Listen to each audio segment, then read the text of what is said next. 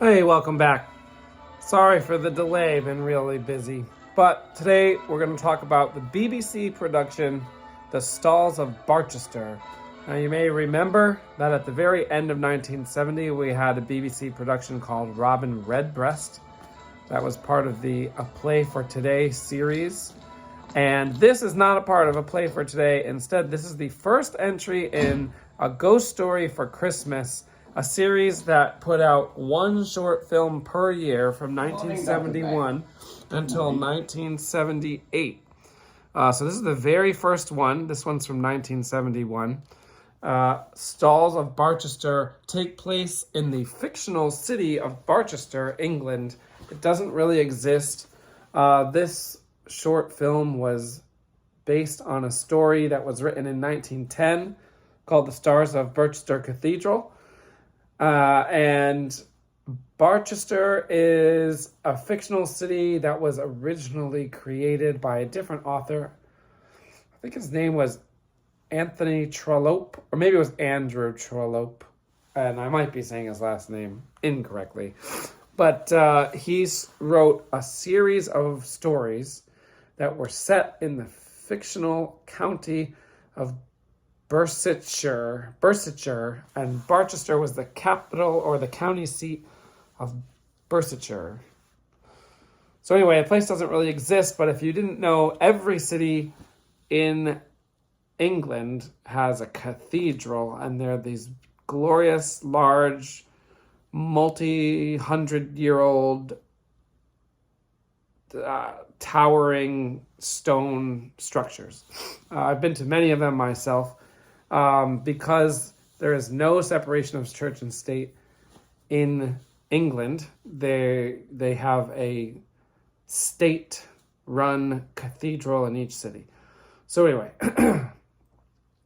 this story takes place in the Barchester Cathedral, and we see a man in the 1930s. So the first part of the story is set in the 1930s.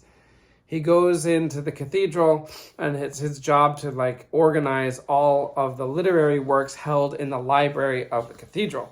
And so when he's going through everything, he finds this box, and in the box is a diary of the guy who ran the cathedral. Deacon? I think deacon is what they're called.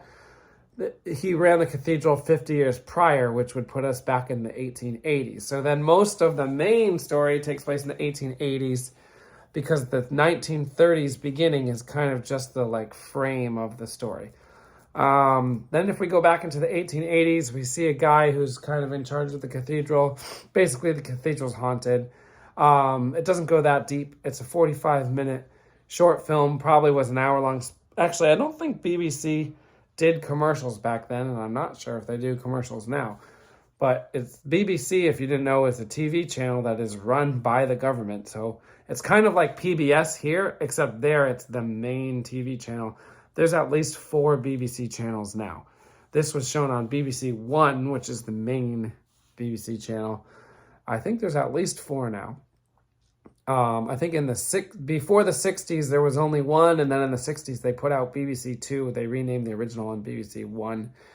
Anyway, basically, the cathedral's haunted. You don't really see the ghost that much, so I give this one a 2 out of 10 because the whole time you're waiting to see the ghost, and then when you finally see it, you really only see the hand of the ghost. At one point, the hand of the ghost, which actually doesn't look like a ghost hand, it looks like a monster hand because it's dark blue and has long fingers and long nails, and it actually looks more like a Nosferatu type hand. You see the hand on the guy's shoulder one time, and then later, towards the end, you see the hand come kind of out of nowhere and scratch the dude's face while he's on the stairs, and he falls down and dies. That's basically the whole movie. You could do a lot in 45 minutes, but this really doesn't. It's extremely slow, maybe because it's the first one they ever did. And also, the story is not set during Christmas time, even though it's part of A Ghost Story for Christmas, the series. I guess it's English tradition to tell supernatural stories during Christmas time. But yeah, so there's kind of sort of a ghost in it.